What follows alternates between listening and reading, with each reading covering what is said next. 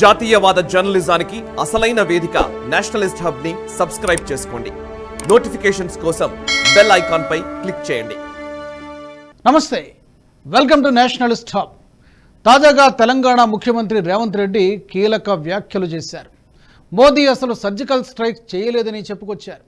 పుల్వామా ఉగ్రదాడిలో దేశ సైనికులు మరణించడానికి ప్రధాని నరేంద్ర మోదీనే కారణమని చెప్తున్నారు.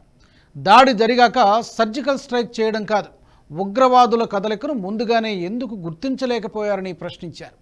2019 ఎన్నికల్లో రాజకీయ లబ్ధి కోసం ఈ ఘటనను బీజేపీ వాడుకుందని రేవంత్ ఆరోపించారు. పాకిస్తాన్లోకి చొచ్చుకెళ్లి సర్జికల్ స్ట్రైక్స్ చేశామని బీజేపీ గొప్పలు చెప్పుకుంటుందని, అసలు వీళ్ళు సర్జికల్ స్ట్రైక్స్ చేశారా అన్న అనుమానం కలుగుతోందన్నారు. సర్జికల్ స్ట్రైక్ జరిగిందో లేదో ఆ దేవుడికే తెలుసంటూ రేవంత్ రెడ్డి సంచలన వ్యాఖ్యలు చేశారు. ఉగ్రవాదుల కదలికలను ఇంటెలిజెన్స్, రా, ఐబీ వంటి విభాగాలు ఎందుకు గుర్తించలేకపోతున్నాయి? పుల్వామా దాడిని ఎందుకు ముందుగానే పసిగట్టలేకపోయారు అంటూ రేవంత్ ప్రశ్నించారు. దేశ భద్రత విషయంలో మోదీ ప్రభుత్వం ఎంత నిర్లక్ష్యంగా వ్యవహరిస్తుందో ఈ ఘటనతో మనకు అర్థమవుతోందన్నారు. పుల్వామా దాడి తర్వాత పాకిస్తాన్ ఆక్రమిత కశ్మీర్లోని ఉగ్రవాద స్థావరాలపై దాడులు చేశామని బీజేపీ ప్రభుత్వం అంటోంది. కానీ ఏ తేదీని ఈ దాడి జరిగిందో ఎవ్వరికీ తెలియదన్నారు. అసలు సర్జికల్ స్ట్రైక్ అనేది ఎన్నికల కోసం మోదీ ప్రభుత్వం వాడిన నాటకమని రేవంత్ రెడ్డి ఆరోపించారు. దేశ రక్షణ విషయంలో కాంగ్రెస్ పార్టీ రాజీ పడబోదని రేవంత్ స్పష్టం చేశారు. దేశం ఎవరి చేతిలోకి వెళ్లకుండా కాపాడతామన్నారు. రక్షణ తమ బాధ్యతగా రేవంత్ పేర్కొన్నారు. కాంగ్రెస్ పార్టీకే దేశంపై ఎక్కువ ప్రేమ ఉందని తెలంగాణ సీఎం అన్నారు. ప్రతి విషయంలోనూ రాజకీయం చేయడం మోదీకి అలవాటే అన్నారు. అయితే రేవంత్ రెడ్డి తాజాగా సర్జికల్ స్ట్రైక్స్ పై అనుమానాలు ఎందుకు వ్యక్తం చేసినట్లు, హస్తం పార్టీ మరోసారి ఈ పాత పాట ఎందుకు పాడుతున్నట్టు ఇప్పుడు తెలుసుకుందాం.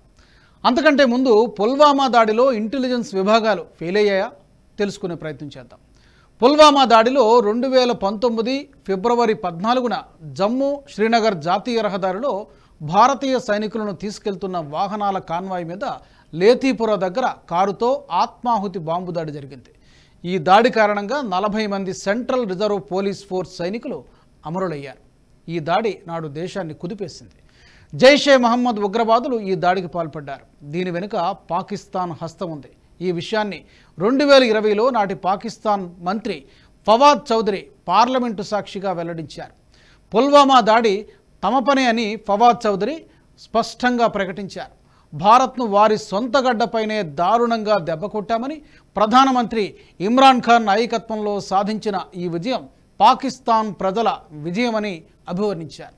ఈ విజయంలో యావత్ పాకిస్తాన్కు భాగస్వామ్యం ఉందని గొప్పగా చెప్పుకున్నారు. ఆయన ప్రసంగానికి కొందరు పార్లమెంటు సభ్యులు కూడా బల్లలు చరుస్తూ తమ హర్షాన్ని వెలిబుచ్చారు. 2019లో భారత్లో లోక్సభ ఎన్నికలను ప్రభావితం చేయడానికి పాకిస్తాన్ ఈ దాడిని చేయించింది. 2014లో మోదీ మొదటిసారి ప్రధానమంత్రి అయిన తర్వాత దేశంలో ఎన్నో మార్పులు తీసుకొచ్చారు.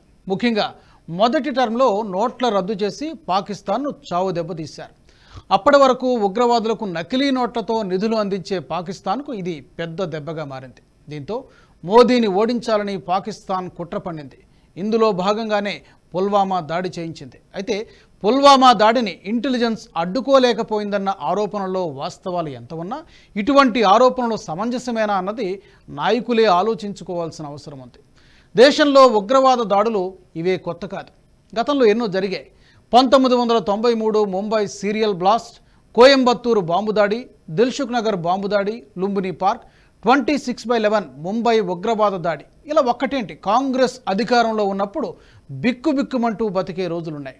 అంటే కాంగ్రెస్ హయాంలో ఈ దాడులు జరిగాయి కాబట్టి అప్పటి ఇంటెలిజెన్స్ వ్యవస్థ ఫెయిల్ అయిందని చెప్పగలమా? ఇక్కడ ఉగ్రవాద దాడులు ఆగాలంటే అవి కేవలం ఇంటెలిజెన్స్, రా పనితీరుపై ఆధారపడి ఉండవు. ఉగ్రవాద దాడులన్నీ ముమ్మాటికి ప్రభుత్వాల పనితీరుపై ఆధారపడిన అంశాలు. దీని గురించి తెలుసుకునే ప్రయత్నం చేద్దాం. ఉగ్రవాదం రాజకీయాలతో ముడిపడిన అంశం అనే విషయానికి కశ్మీరే ఓ ఉదాహరణ. దేశ విభజన తర్వాత కశ్మీర్లో అప్పటి రాజకీయాల కారణంగా నెహ్రూ ఆర్టికల్ 370ని తీసుకొచ్చారు. అబ్దుల్లా కుటుంబం కోసం ఈ అధికరణను నెహ్రూ రాజ్యాంగంలో చేర్చారు. ఈ ఒక్క అధికరణ కారణంగా కశ్మీర్లో ఉగ్రవాదం జడలు విప్పింది. ఆ ప్రాంతంలో రాజకీయ పార్టీలన్నీ ఉగ్రవాదానికి అనుకూలంగానే వ్యవహరించాయి. పాకిస్తాన్ అనుకూల నినాదాలు, భారత ఆర్మీపై దాడులు, హిందువుల ఊచకోత ఎన్నో జరిగాయి. కశ్మీరీ పండిట్లను వరుసబెట్టి కాల్చి చంపిన ఘటనలు జరిగాయి. యాసిన్ మాలిక్ వంటి ఉగ్రవాదులకు భారత ప్రధాని మన్మోహన్ సింగ్ ప్రధానమంత్రి కార్యాలయంలో ఆతిథ్యం ఇచ్చారు. 1990లో ఈ యాసిన్ మాలిక్ నేతృత్వంలోనే పండిట్ల ఊచకోత జరిగింది. వేలాది మంది హిందూ పండిట్లను లోయ నుంచి తరిమి కొట్టేశారు. లోయ మొత్తం ఒకప్పుడు సనాతన ధర్మం వెలసిల్లిన ప్రాంతంలో ఉగ్రవాదం రాజ్యమేలింది. రాజకీయ నాయకులు సైతం ఉగ్రవాదులకే మద్దతిచ్చేవారు. ముఫ్తీ కుటుంబమైనా అబ్దుల్లా కుటుంబమైనా ఉగ్రవాదులకే మద్దతిచ్చేవారు. అందుకే అక్కడ ఉగ్రవాదం అంతగా ఉండేది. ఒక కశ్మీర్లోనే కాదు, ఒకానొక దశలో పంజాబ్లో కూడా వేర్పాటువాద శక్తులు రాజ్యమేలాయి. పంజాబ్లో 1970వ దశకం చివరిలో కూడా 80ల తొలినాళ్లలో జర్నైల్ సింగ్ భింద్రన్వాలే నేతృత్వంలో ఖలిస్తానీ వేర్పాటువాదం బలం పుంజుకుంది. సిక్కులకు ప్రత్యేక దేశం కావాలని, తామంతా భారత భూభాగం నుంచి విడిపోతామని భింద్రన్వాలే ఈ ఉద్యమాన్ని మొదలుపెట్టారు. ఈ సమయంలో ప్రభుత్వానికి వ్యతిరేకంగా ప్రత్యేక సాయుధ బలగాన్నే తయారు చేసుకున్నారు. అయితే జర్నైల్ సింగ్ భింద్రన్వాలేను పెంచి పోషించింది నాటి రాజకీయాలే. ఇందిరాగాంధీ తన రాజకీయ స్వార్థం కోసం భింద్రన్వాలేకు పరోక్షంగా రాజకీయ మద్దతు పలికారు. ఈ కారణంగానే పంజాబ్లో వేర్పాటువాదం పెరిగిపోయింది. చివరికి భారత ఆర్మీ ఆపరేషన్ బ్లూ స్టార్ చేపట్టి ఇతడిని అంతమొందించింది. అప్పటి వేర్పాటువాద ఛాయలు ఇప్పటికీ కనిపిస్తూనే ఉన్నాయి. ముఖ్యంగా కెనడా, ఆస్ట్రేలియా కేంద్రంగా ఖలిస్తానీ మూకలు జడలు విప్పుతున్నాయి. వీటన్నింటినీ పరిశీలిస్తే రేవంత్ రెడ్డి చెప్పినట్లు ఉగ్రవాదం పెరగడానికైనా, ఉగ్రవాద దాడులు జరగడానికైనా ఇంటెలిజెన్స్ ఫెయిల్యూర్ అన్నది ఏమాత్రం సమంజసం కాదు. ఉగ్రవాద దాడులు అన్నవి కేవలం రాజకీయ పరిస్థితులపైనే ఆధారపడి ఉంటుంది. అంతేకాకుండా ఒకవేళ ఇంటెలిజెన్స్ ఫెయిల్యూర్ అయి ఉంటే 26/11 ఉగ్రవాద దాడి జరిగినప్పుడు రాహుల్ గాంధీ ఏం చెప్పారో గుర్తు చేసుకునే ప్రయత్నం చేద్దాం. అప్పట్లో ఉగ్రవాద దాడి జరిగిన తర్వాత పార్టీ నుంచి బయటకు వచ్చిన రాహుల్ గాంధీ దేశంలో అన్ని ఉగ్రవాద దాడులని అడ్డుకోవడం సాధ్యం కాదు, కొన్ని జరుగుతూ ఉంటాయి అని సెలవిచ్చారు. ఈ విషయంపై రేవంత్ రెడ్డి అభిప్రాయం ఏంటో చెప్పాల్సి ఉంటుంది. ఇక సర్జికల్ స్ట్రైక్స్ నిజంగానే జరిగాయా అనే ప్రశ్నకు సమాధానం చూస్తే భారత సైన్యాన్ని అనుమానించడం ఎంతమాత్రం సమంజసం కాదు. మన సైనికుల వీరత్వం కానీ, వారి పోరాట పటిమ కానీ ఎంతో అమోఘమైనది. పాకిస్తాన్తో జరిగిన 2 యుద్ధాల్లోనూ భారత్ గెలిచింది. ఇక సర్జికల్ స్ట్రైక్స్ విషయానికి వచ్చేసరికి భారత సైనికులకు మన దేశంలో విపక్షాల కోసం దాడులు చేసే సమయంలో కెమెరాలు పట్టుకుని వెళ్లాల్సిన అవసరం లేదు. వారికి ఏదైనా పని అప్పగిస్తే చేసుకొని వస్తారు. అంతేకాదు, సర్జికల్ స్ట్రైక్స్ జరగకుంటే అభినందన్ పాకిస్తాన్లో ఎందుకు పడిపోతారు అనే ప్రశ్నలకు జవాబులు వెతికే పని రేవంత్ రెడ్డి చేశారా? అదీ కాకపోతే సర్జికల్ స్ట్రైక్స్ తరువాత నుంచి ఇప్పటి వరకు దాదాపు 5 సంవత్సరాల కాలంలో దేశంలో ఎక్కడైనా ఉగ్రవాద దాడులు జరిగాయా? యూపీఏ హయాంలో జరిగినట్లు అటువంటి ఘటనలు ఇప్పుడు ఎందుకు జరగటం లేదు? దీనికంతటికీ సర్జికల్ స్ట్రైక్స్ కారణమని రక్షణ రంగ నిపుణులే చెబుతున్నారు. దీనికి రేవంత్ రెడ్డి చెప్పే సమాధానం ఏంటి? కేవలం ఆరోపణలు గుప్పించడం మాత్రమే కాకుండా ముందుగా ఆలోచన చేసి వ్యాఖ్యానిస్తే బాగుంటుంది.